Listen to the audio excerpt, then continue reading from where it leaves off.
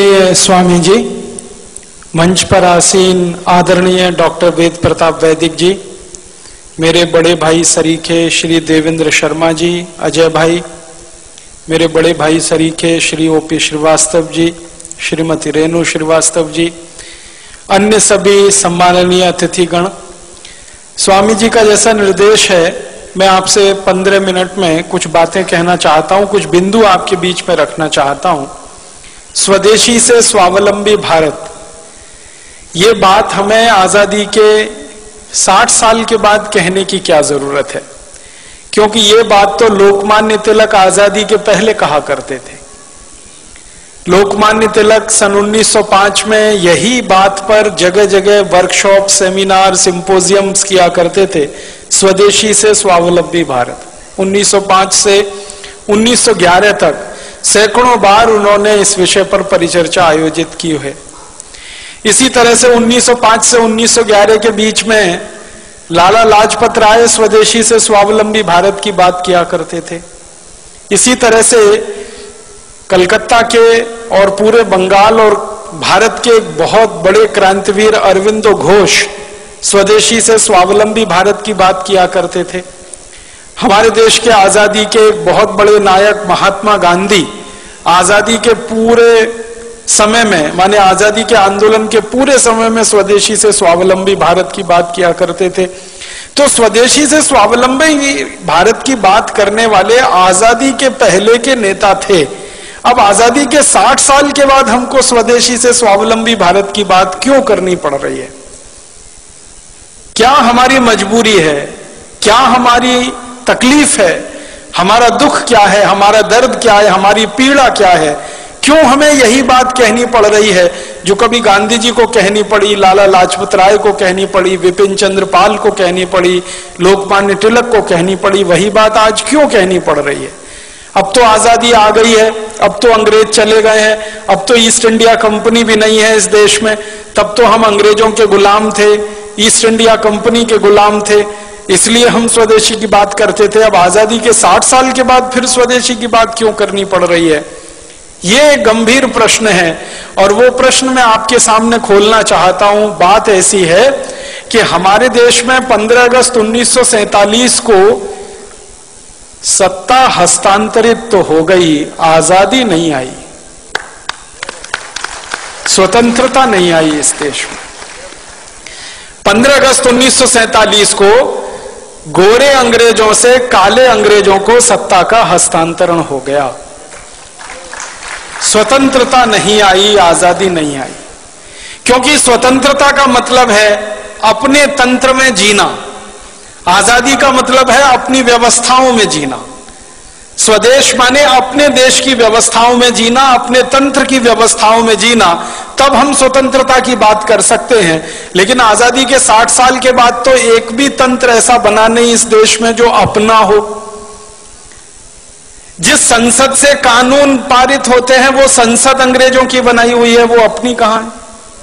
ये गोल गुंबद जो शून्य जैसा है, ये तो अंग्रेजों का बनाया हुआ ढांचा है 1927 में, जिसको महात्मा गांधी ने बहुत कड़े शब्दों में कहा था कि बम लगा के उड़ा दो इसको। गांधी जी के शब्द हैं ये। संसद को उड़ा दो, राष्ट्रपति भवन को उड़ा दो, क्योंकि वो वॉयसराय का घर हुआ करता था, गुलामी का प्रतीक है। तो गांधी जी से किसी ने कहा कि बापू आप तो अहिंसा वाले आदमी हैं और आप कह रहे हैं इसको उड़ा दो, तो उन्होंने कहा गुलामी के प्रतीकों को संभाल कर नहीं रखा जाता। कोई देश दुनिया में ऐसा नहीं है जो अपनी गुलामी के दौर के प्रतीकों को साज कर, संवार कर, धोकर और पोंछ कर रखता। हमने रखा हुआ है। हमारा तंत्र जो संसद हमने बनाई है, दुर्भाग्य से जिसको हम संसदीय लोकतंत्र कहते हैं, ये तो अंग्रेजों का सिस्टम है पूरा का पूरा, जिसको इंग्लैंड में वेस्टमिनिस्टर सिस्टम कहा जाता है, उसको हमने दुर्भाग्य से पार्लियामेंट्री डेमोक्रेटिक सिस्टम कहना शुरू कर दिया, जो कहीं से भी पार्लियामेंट्री नहीं है और कहीं भी डेमोक्रेटिक नहीं। आजादी आई नहीं है, स्वतंत्रता मिली नहीं है। बस इतनी ही स्वतंत्रता और आजादी है जो मैं आपसे कह रहा था कि पहले गोरे अंग्रेजों का शासन चलता था, अब काले अंग्रेजों का शासन चलता है। व्यवस्थाएं सबकी सब वही हैं, कानून सबके सब वही हैं, नीतियां सबकी सब वही हैं, सब कुछ अंग्रेजों के जमाने का आज भी चल रहा है इस देश में। इसलिए हमको आज भारत स्वाभिमान की तरफ से स्वदेशी की बात फिर करनी पड़ रही है, क्योंकि सब कुछ अधूरा है 15 अगस्त 1947 के बाद। मैं आपको बहुत दुख के साथ एक बताना चाहता हूं, अंग्रेजों ने भारत को गुलाम बनाया और भारत जैसे 50 देशों को गुलाम बनाया। उनमें से कुछ देश हैं जैसे कनाडा है, ऑस्ट्रेलिया है, न्यूजीलैंड है, ये एक ग्रुप के देश हैं। भारत है, पाकिस्तान है, बांग्लादेश है, ये दूसरे ग्रुप के देश हैं। मॉरिशस है, श्रीलंका, ये तीसरे ग्रुप के देश हैं। ये ग्रुपिंग किस तरह की है? अंग्रेजों ने 3 तरह के देश गुलाम बना के रखे थे। एक देश को अंग्रेज कहा करते थे self governing colonies. Self governing colonies में ये था कनाडा, ऑस्ट्रेलिया, न्यूजीलैंड, ये अंग्रेजों का गुलाम था, लेकिन इनकी कैटेगरी थी सेल्फ गवर्निंग कॉलोनीज। माने वो देश कुछ कुछ अपने हित के कानून खुद भी बना सकते थे, लेकिन ज्यादा कानून अंग्रेज बनाते थे। दूसरे ग्रुप में श्रीलंका, मॉरिशस जैसे देश थे, जिनको क्राउन कॉलोनीज कहा जाता था उस जमाने में। क्राउन कॉलोनीज में श्रीलंका था, मॉरिशस था, ये सूरीनाम वगैरह ये देश थे। और तीसरा था डिपेंडिंग कॉलोनीज, उनमें भारत, पाकिस्तान वगैरह वगैरह थे। डिपेंडिंग कॉलोनीज सबसे खराब गुलामी का ढांचा था, सबसे खराब गुलामी का। उसमें क्या होता था कि आपको अपने हाथों, अपने देश के लिए, अपनी व्यवस्थाओं के लिए कुछ भी करने का अधिकार ही नहीं है, सब कुछ अंग्रेजों के पास है, आप तो उनके पूरे डिपेंडेंट हैं। तो वो हम डिपेंडेंट अंग्रेजों के हो गए क्योंकि हमारे यहां गुलामी आ गई और वो हमारी कुछ छोटी मोटी गलतियों से आ गई। ईस्ट इंडिया कंपनी यहां व्यापार करने के लिए घुस गई। एक राजा था जहांगीर, उसने आगा न देखा न पीछा, लाइसेंस दे दिया व्यापार करने का। जैसे आजकल हमारे नेता विदेशी कंपनियों को व्यापार करने के लाइसेंस दे देते हैं थोड़े से पूंजी के लालच में कि विदेशी पूंजी आएगी, थोड़ी विदेशी पूंजी आएगी। इन मूर्ख नेताओं को यह नहीं मालूम है कि बाहर के बोतल के दिए हुए खून से कोई मरीज जिंदा नहीं बचता। अगर किसी व्यक्ति का खून बनना बंद हो जाए, अगर किसी देश में पूंजी का उत्पादन होना बंद हो जाए, तो बाहर की पूंजी लाकर किसी देश का विकास नहीं हो सकता। जैसे किसी मरीज के शरीर में खून बनना बंद हो जाए, तो बोतल का खून चढ़ाकर कितने दिन जिंदा रखेंगे आप उस मरीज को? आखिर उसको आज नहीं तो कल अपना खून बनाना ही पड़ेगा, तभी वो जिंदा रहेगा। वैसे ही पूंजी की जरूरत है तो पूंजी उत्पादन का तरीका बढ़ाना पड़ेगा, बनाना पड़ेगा, न कि ये कि हम भीख मांग के हमेशा पूंजी लाएंगे। तो विदेशी पूंजी पर आधारित ये देश बनाने के चक्कर में सारे दरवाजे खोल दिए। आजादी मिलने के 50 साल भी पूरे नहीं हुए, सारे दरवाजे फिर खुल गए। फिर से विदेशी कंपनियों का स्वागत है, ग्लोबलाइजेशन है, लिबरलाइजेशन है, प्राइवेटाइजेशन है, हजारों हजारों कंपनियों को बुलाया जा रहा है। हर एक क्षेत्र में उनको व्यापार करने का लाइसेंस दिया जा रहा है। जिन जिन क्षेत्रों में हम व्यापार करते थे अच्छा, वहां भी उनको बुलाया जा रहा है। पानी बेचने के लिए विदेशी कंपनियां आ गई, आलू का चिप्स बेचने के लिए आ गई, टमाटर की चटनी बेचने के लिए आ गई, आम का अचार बेचने के लिए विदेशी कंपनियां आ गई, डबल रोटी, पाव रोटी बेचने के लिए, अंडरवियर, बनियान बेचने के लिए विदेशी कंपनियां, क्रीम पाउडर, लिपस्टिक बेचने के लिए विदेशी कंपनियां। साधारण सी छोटी छोटी चीजों से लेकर हर बड़ी चीज तक सब कुछ विदेशी बेचेंगे इस देश में, ऐसा माहौल बनाया जा रहा है। और उसी में जीएम फूड वाली विदेशी कंपनियों के लिए भी लाइसेंस दिए जा रहे हैं और उनको भी यहां बुलाया जा रहा है। जिनको बुलाने को दुनिया का कोई देश तैयार नहीं है, उनको भारत सरकारें दरवाजा खोल के बुला रही हैं, आइए हमारे यहां, जो करना है करिए, बस थोड़ा सा हमको पूंजी निवेश की जो जरूरत है उसमें पूर्ति होती रहे, थोड़ा टैक्स मिलता रहे और नेताओं को वाइंडिंग अप चार्जेस मिलते रहे, रिश्वत मिलती रहे, घूस मिलती रहे। हर विदेशी कंपनी के लिए दरवाजा खुला है। ऐसा लगता है कि भारत कोई खैराती धर्मशाला हो गया है जिसमें हर एक के लिए दरवाजा खुला है, सबको बुलने आने की खुली छूट है। अभी थोड़े दिन पहले हम जिनको भगा रहे थे भारत छोड़ो, अब उनको बुला रहे हैं वापस आओ। 1942 में महात्मा गांधी का नारा था इस देश में, क्रांतिकारियों का नारा था क्विट इंडिया, छोड़ो भारत। अब हमारे देश के प्रधानमंत्री और मुख्यमंत्रियों का नारा है निट इंडिया, वापस आओ, KNIT, फिर जुड़ जाओ हमारे देश से।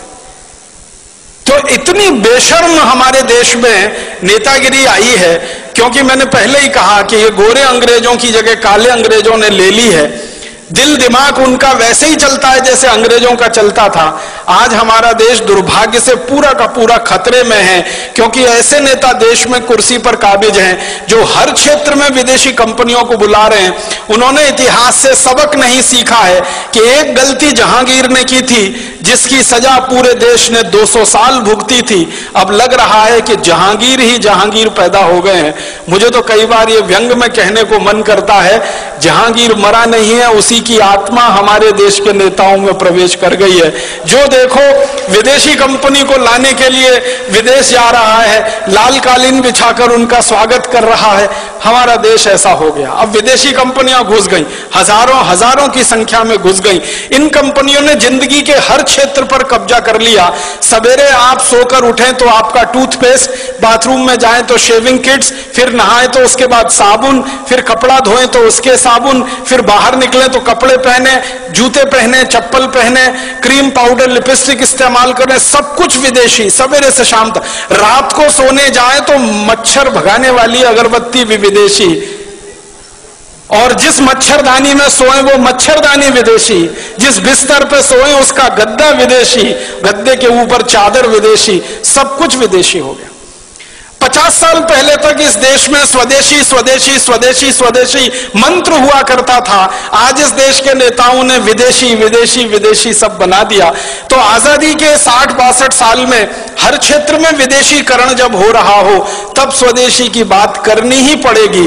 और आजादी के 60-62 सालों में जब हर क्षेत्र में परावलंबन बढ़ रहा हो तो हमें फिर स्वावलंबन की बात करनी ही पड़ेगी। इसलिए स्वदेशी से स्वावलंबन की बात आज हमें करनी पड़ रही है। मैं आपको एक बहुत खराब बात कहना चाहता हूं, लेकिन वो आपको जानना जरूरी है एक सच के रूप में। हमारे देश में आजादी जब आने के लिए आंदोलन चल रहा था, संघर्ष चल रहा था, तो नेताओं के 2 वर्ग थे। एक वर्ग था नेताओं का जो ये कहता था संपूर्ण आजादी चाहिए और अपनी शर्तों पर चाहिए, क्योंकि कोई भी देश दूसरे देश को गुलाम बनाए ये उसके संवैधानिक अधिकार का हनन है। किसी भी देश को गुलाम बनाना किसी भी सभ्यता में, किसी भी संस्कृति में, किसी भी समय में परमिसिबल नहीं है, उसकी अनुमति नहीं है। तो एक वर्ग था देश में नेताओं का, जिनमें लाला लाजपत राय, विपिन चंद्र पाल, लोकमान्य बाल गंगाधर तिलक, अरविंदो घोष, भगत सिंह, ऊधम सिंह, चंद्रशेखर आजाद, सुभाष चंद्र बोस, अशफाक उल्लाह, राम प्रसाद बिस्मिल, ये सब क्रांतिकारियों की एक लंबी सूची है जो ये मानते थे कि आजादी चाहिए, स्वतंत्रता चाहिए और हमारी शर्तों पर चाहिए, अंग्रेजों की शर्तों पर नहीं। लेकिन इसी देश में एक दूसरा वर्ग था नेताओं का जो ये कहता था कि ना आजादी चाहिए ना स्वतंत्रता चाहिए, हमको तो अंग्रेजों की साठगांठ करके सरकार चाहिए। ना आजादी चाहिए ना स्वतंत्रता चाहिए, अंग्रेजों के साथ कुछ दोस्ती हो जाए, एक खराब शब्द है कोलिशन बन जाए अंग्रेजों के साथ, गवर्नमेंट हो जाए हमारी। एक नेताओं का वर्ग ऐसा भी था जिसके नेता थे पंडित मोतीलाल नेहरू, जिसके नेता थे फिरोज शाह मेहता, जिसके नेता थे सुरेंद्र नाथ बनर्जी, जिसके नेता थे सुरेंद्र नाथ सेन। ये नेताओं का एक वर्ग था जो ये कहता था अंग्रेजों से गठजोड़ करके किसी तरह भारत में एक ऐसी सरकार बने जिसमें पंडित मोतीलाल नेहरू और उनके सहयोगी मंत्री हो जाएं और अंग्रेजों का प्रधानमंत्री रहे, ये उसके नीचे मंत्री रहे, बस देश में चलता रहे। आजादी की क्या मतलब, स्वतंत्रता का क्या मतलब। तो एक वर्ग था ऐसे नेताओं का जो अंग्रेजों से गठजोड़ करके सरकार बनाना चाहता था, और एक वर्ग था ऐसे नेताओं का जो संपूर्ण आजादी और स्वतंत्रता लाना चाहता था। दुर्भाग्य क्या हुआ, जब यह देश आजाद हुआ तो जिस नेता के हाथ में यह कमान गई या जिन नेताओं के समूहों के हाथ में देश की आजादी की कमान गई, वो वही थे जो अंग्रेजों के साथ मिलकर किसी तरह देश में सत्ता और गठजोड़ करना चाहते थे। तो मानसिकता अंग्रेजियत वाली थी। तो आजादी मिलते ही उन्होंने देश में वो कुछ भी नहीं किया जो होना चाहिए था आजादी के तुरंत बाद। हमारी भाषा विदेशी हो गई क्योंकि हम गुलाम थे। आजादी आई तो भाषा स्वदेशी होनी चाहिए, वो नहीं हो पाई। हमारी भूषा विदेशी हो गई थी जो आजादी के पहले थी, हमारी भूषा स्वदेशी होनी चाहिए थी, वो नहीं हो पाई। हमारा भोजन विदेशी हो गया था, अंग्रेजों के समय में अंग्रेजों के बाद हमारा भोजन स्वदेशी होना चाहिए था, वो नहीं हो पाया। हमारा भजन विदेशी हो गया था अंग्रेजों के जमाने में, वो भजन स्वदेशी होना चाहिए था, वो भी नहीं हो पाया। ना भाषा बदली, ना भूषा बदली, ना भोजन बदला, ना भजन बदला। और तो और भेषज हमारी औषधि जो पूरी स्वदेशी होनी चाहिए थी आयुर्वेद आधारित, वो पूरी की पूरी अंग्रेजियत आधारित एलोपैथी में चला गया। माने आजादी के बाद बदला कुछ नहीं, ना भाषा, ना भोजन, ना भूषा, ना भेषज, ना भजन, कुछ नहीं बदला। बदला क्या? एक ही चीज बदली, माउंटबेटन की जगह पंडित जवाहरलाल नेहरू, माउंटबेटन की जगह उनके मंत्रिमंडल के XYZ, और कुछ नहीं बदला इस देश में, सबका सब वैसे का वैसा ही रहा। हमारे देश में संविधान सभा बनाई गई, संविधान सभा में बार बार बहस हुई भाषा के सवाल पर, लेकिन उस मामले को पीछे लटकाया गया। बार बार बहस हुई कि अंग्रेजों का कोई प्रतीक हमें नहीं रखना है इस देश में, उसको ऐसे ही लटका के छोड़ दिया गया। सारी की सारी संविधान सभा की बहस बेकार हो गई जब 1935 के गवर्नमेंट ऑफ इंडिया एक्ट को भारत का संविधान बना दिया हमारे देश के लोगों ने। बहुत दुख और अफसोस होता है, गवर्नमेंट ऑफ इंडिया एक्ट अंग्रेजों ने बनाया था भारत को 1000 साल गुलाम बनाकर भारत पर शासन करने के लिए, वो हमारे देश का संविधान बन गया। गवर्नमेंट ऑफ इंडिया एक्ट का कॉमा फुल स्टॉप और भारत के संविधान का कॉमा फुल स्टॉप आप मिला लीजिए, कोई अंतर नहीं है उसमें। और जब ये बात उठी तो ये कहा गया भाई जल्दी है, जल्दी है, जल्दी है, इतनी जल्दी में भारत का नया संविधान नहीं बन सकता, तो थोड़ा गवर्नमेंट ऑफ इंडिया एक्ट ले लिया, फिर अमेरिका के संविधान से, कनाडा के संविधान से, ब्रिटेन के संविधान से, यहां से वहां से, वो कटिंग पेस्टिंग होती है ना, जैसे PhDs किए जाते हैं ना हमारे देश में, 10 किताबें इकट्ठी कर ली, फिर उसमें से 11 छप गई, वैसे ही दुनिया भर की 10 किताबें इकट्ठी हो गई, 11 हमारी बन गई। भारत का संविधान, जिसका सबसे बड़ा झूठ है वो वाक्य जिसमें कहा गया है हम भारत के लोग इस संविधान को आत्मार्पित करते। कब किया था? कोई बता दे मुझे, भारत के लोगों ने उसको आत्मार्पित? संविधान सभा के कुछ नेताओं ने उसको आत्मार्पित कर लिया, तो वो भारत के लोगों ने आत्मार्पित कर लिया, ये कैसे कह सकते हैं? कभी रेफरेंडम करा के देख ले इस देश में, कब किया था हमने आत्मार्पित उस संविधान? कानून अंग्रेजों ने बनाए 34,735 हिंदुस्तान को गुलाम बनाने के लिए, सारे के सारे कानून बिना कॉमा फुल स्टॉप के आज भी चल रहे हैं। इंडियन पुलिस एक्ट अंग्रेजों का बनाया हुआ, इंडियन सिविल सर्विसेज एक्ट अंग्रेजों का बनाया हुआ, इंडियन पीनल कोड अंग्रेजों का बनाया हुआ, क्रिमिनल प्रोसीजर कोड अंग्रेजों का बनाया हुआ, सिविल प्रोसीजर कोड अंग्रेजों का बनाया हुआ, और तो और इंडियन एविडेंस एक्ट अंग्रेजों का बनाया हुआ, इंडियन सिटीजनशिप एक्ट। हम भारत के नागरिक हैं नहीं है, ये भी अंग्रेज तय करके गए हैं। उस कानून के आधार पर हम भारत की नागरिकता पाते हैं या नागरिक हो पाते हैं। कानून वैसे ही है, भाषा वैसी है, शिक्षा पूरी की पूरी जो अंग्रेज छोड़कर गए थे वही की वही है, स्वास्थ्य व्यवस्था, चिकित्सा व्यवस्था जो अंग्रेज छोड़कर गए थे वही की वही है। हमारे देश की एक भी व्यवस्था नहीं बदली है सिवाय एक नाम बदलने के, कि जहां पहले माउंटबेटन का नाम होता था, कर्जन का नाम होता था, लिलिथगो का नाम होता था, वॉरेन हेस्टिंग्स का नाम था, क्लाइव का नाम था, वहां पर अब हमारे हिंदुस्तान के कुछ देशी नाम आ गए। व्यवस्था सब की सब वही है। और तो और मैं आपको एक शर्म की बात बता रहा हूं, आजादी मिलने के 50 साल बाद तक हिंदुस्तान की संसद में बजट शाम को पेश होता था, शाम को 5 बजे। आजादी मिलने के 50 साल बाद तक। क्यों? जब हमारी संसद में शाम के 5 बजते हैं तो लंदन की संसद में सवेरे के 11:30 बजते हैं। ब्रिटिश संसद में सवेरे 11:30 बजे किसी को सुनना हो बजट तो अंग्रेज सुन सके, इसके लिए आजादी मिलने के 50 साल बाद तक, सन 1997 तक बजट शाम को 5 बजे आता रहा। इतनी गुलामी में यह देश रहा है, इतनी गुलामी। अंग्रेजों ने वंदे मातरम को बैन कर दिया था हमारे देश में। आजादी मिलने के 50 साल बाद तक हमारे देश की संसद में वंदे मातरम नहीं गाया जा सका। ये शर्म की बातें हैं हम सबके लिए। तो इसलिए हमारा मानना है, कम से कम मेरा तो मानना है, आजादी आई नहीं है, स्वतंत्र, कम से कम मेरा तो मानना है, आजादी आई नहीं है, स्वतंत्रता मिली नहीं है, सत्ता का हस्तांतरण हो गया, गोरे अंग्रेज चले गए, काले अंग्रेज आ गए, देश वैसे ही चल रहा है, व्यवस्था वैसे ही चल रही है। इसलिए न किसानों की हालत सुधरती है, न मजदूरों की हालत सुधरती है, न गरीबों की हालत सुधरती है, न मजलूमों की हालत सुधरती है, क्योंकि ये व्यवस्था जो आज चल रही है ये तो अंग्रेजों ने बनाई थी लूट के लिए, खसोट के लिए, बर्बादी के लिए।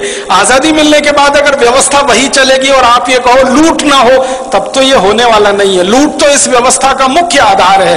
पहले अंग्रेज लूटते थे, अब हमारे ही काले अंग्रेज लूटते हैं इस देश को। पहले अंग्रेज लूटते थे इस देश को और लाखों करोड़ों रुपया लंदन लेके जाते थे। एक अंग्रेज का जानकारी देके मैं खत्म कर रहा हूं। रॉबर्ट क्लाइव नाम का एक अंग्रेज था, हिंदुस्तान आया, बंगाल का राजा बन गया, गवर्नर हो गया, लूटना शुरू किया उसने। कलकत्ता नाम के शहर को 7-8 साल लूटा। लूटने के बाद सारा माल लेके लंदन गया। ब्रिटिश पार्लियामेंट में उसकी शिकायत हो गई। कई लोगों ने उसकी शिकायत की कि इसने बहुत अत्याचार किए हैं भारत में और लूट मचाई है, तो उसके खिलाफ मुकदमा चला। वो अंग्रेजों का पहला और आखिरी अधिकारी था जिसके खिलाफ मुकदमा ब्रिटिश पार्लियामेंट में चला। तो एमपीस कुछ खड़े हो गए और उससे पूछने लगे, भाई तुमने क्या लूटा है, कितना लूटा है? तो कहता है कि मैंने जितना भी लूटा है उसका आकलन तो नहीं किया है, लेकिन भारत से लाने के लिए पानी के मुझे 900 जहाज लगे, 900 शिप्स भर के मैं सोना, चांदी, हीरा जवाहरात कलकत्ता से लूट कर लाया। तो फिर एक अंग्रेज पूछता है इसका वैल्यू बताओ, तो कहता है रफली 1000 मिलियन स्टर्लिंग पाउंड्स। एक अंग्रेज इतना लूट के ले गया, लंदन में उसने जमा कर लिया। तो ये तो अंग्रेज था जो विदेश से आया और हिंदुस्तान को लूट कर ले गया। अब काले अंग्रेजों ने इस देश का 72,80,000 करोड़ रुपए पिछले 60 साल में लूटा है और स्विट्जरलैंड की बैंकों में जमा कर रखा है। आप बताइए इनमें और अंग्रेजों में क्या फर्क है?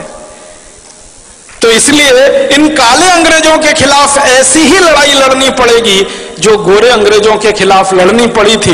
इन काले अंग्रेजों को हिंदुस्तान से ऐसे ही भगाना पड़ेगा जैसे कभी अंग्रेजों को भगाना पड़ा था, और इस व्यवस्थाओं को खत्म कर देना पड़ेगा जो अंग्रेज हमारे यहां छोड़कर चले गए हैं।